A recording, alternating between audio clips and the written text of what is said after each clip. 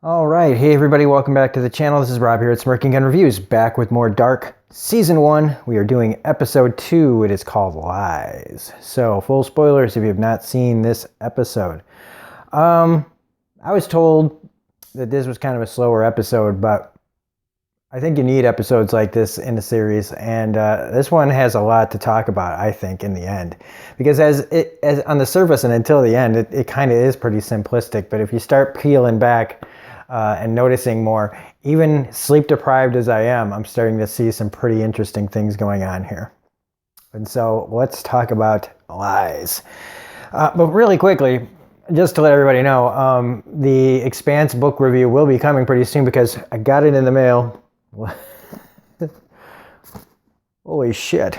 It's a good thing I'm a fast reader, so that's coming as well. But let's talk about this. So I feel like in the end, the main part of this story is about two fathers. One who works at the nuclear plant and one Ulrich, who's the son of Mikkel. And how they kind of end up converging in this episode where, you know, they're all looking for Mikkel and they're talking about Eric, the other boy that went missing, who is the guy from the power plant's son.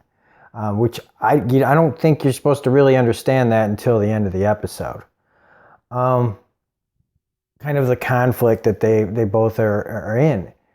And so let's just talk about that while we're in it. He's desperate. Mikkel's dad is desperate to find him because his brother was taken back all those years ago. And things are already starting to fall into place for me, and I guess that's why I'm like excited to talk about this. So Mikkel's dad finds the door in the cave, which, how has anybody not found this door before? I don't know. But it leads to the nuclear power plant, and the nuclear power plant people don't want anybody searching in there because it's all hush-hush, you know. And the guy that ends up being Eric's father, I believe, he's told to get rid of it, whatever that is, by tonight. And when Mikkel's dad and Eric's dad converge at where he works at the junkyard, or wherever he is at the junk place, Mikkel's dad finds the bag that looks like they're gonna pull out a human head there. But it turns out to be the drugs. So Eric and his dad, if it is his dad, and if I'm missing that somehow, somebody correct me, they were dealing drugs together. But that doesn't, change the fact that he wants to know where his son is too. And so whatever's going on there, it has to do with the nuclear power plant. Now, you could call this now at this point Stranger Things in Germany, because both shows deal with missing people and all going around like an energy plant or nuclear plant in this case.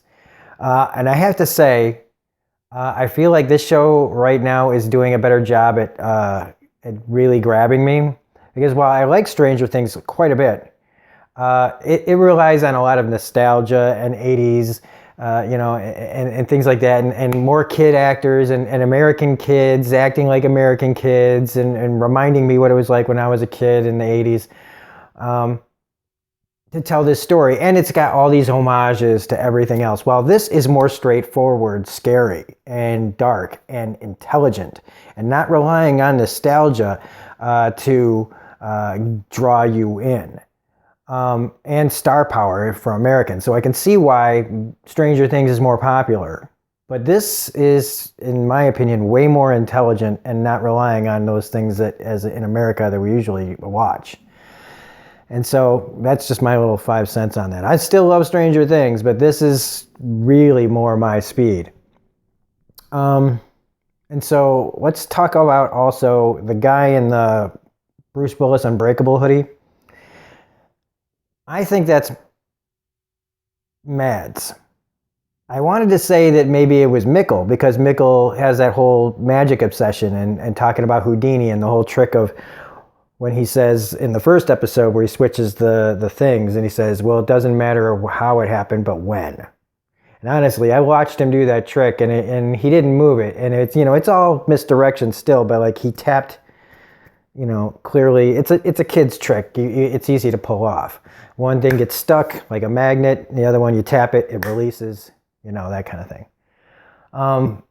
But I do like that's magic is all about misdirection. And so what aren't we supposed to be looking at in this, right? Because every good magician, doesn't want to reveal their secrets.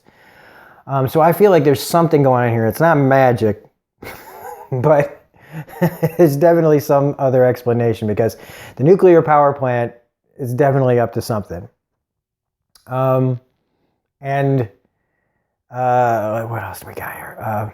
The birds that are all dying. But I need to go back to the guy in the hoodie. He finds that first bird, and I think my first theory is that it is Mads.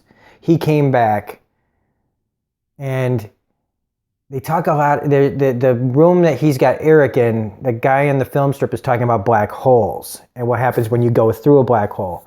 And if I remember Interstellar, the Nolan film, once McConaughey, spoilers by the way for Interstellar, if you haven't seen that movie, once McConaughey went through the black hole in that movie, it was like, to me, he was outside of time, and that he was able to access pretty much any point in time he wanted to. He just focused on his family.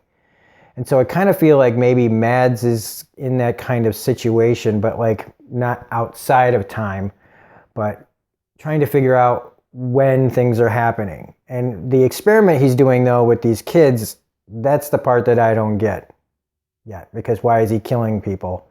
Or why is he doing something that kills people? If he's, I don't know. If he is Mads.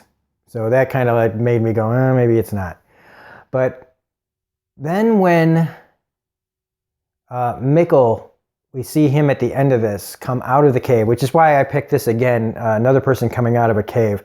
We know that when the kid whose dad hung himself finds the map in the ceiling of the cave system, you figure, okay, well, this Mikkel ran in there, got lost, and blah, blah, blah, Wrinkle in Time type shit. Somehow he ends up somewhere else, or, sometime else. So when he comes out of this cave, I figured it would be 1983, but it's 1986. And he goes to Ulrich's house, his father's house, as a kid. And I don't know if this is pre-Mads or not. Or was he always Mads? This is starting to get crazy, y'all. So he's stuck in 1986. Like the guy in the hood writes, not where, but when is Mikkel? And we also see that it's got Chernobyl on there. So again, nuclear power. Maybe we're dealing with, also we could be talking about oh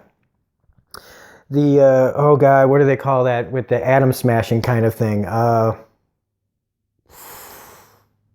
Like dealing with black holes and things like that. Like people have talked about how they're trying to create this kind of crap, and it's really, somebody needs to tell those people to stop fucking with the time-space continuum. Okay. And there's a better term for that I just can't remember right now. And I'm sure somebody smarter or is more in the know of this will point it out to me, hopefully. Otherwise, I'll look it up myself. But the thing with the birds now, okay, so certain frequencies, right? Wouldn't that just kind of blow brains out? And again, I would think that also has to do with the energy coming out of a nuclear power plant. And so this is already got me. This has got me. And I, Belinda, I want to thank you for getting me into this show. I'm sure you're going to watch this, because now I'm in. Like, I'm in. Now, I'm not going to probably do another episode today, but this does make me want to jump in right away. I know there's more things in here, like the guy with the bloody clothes.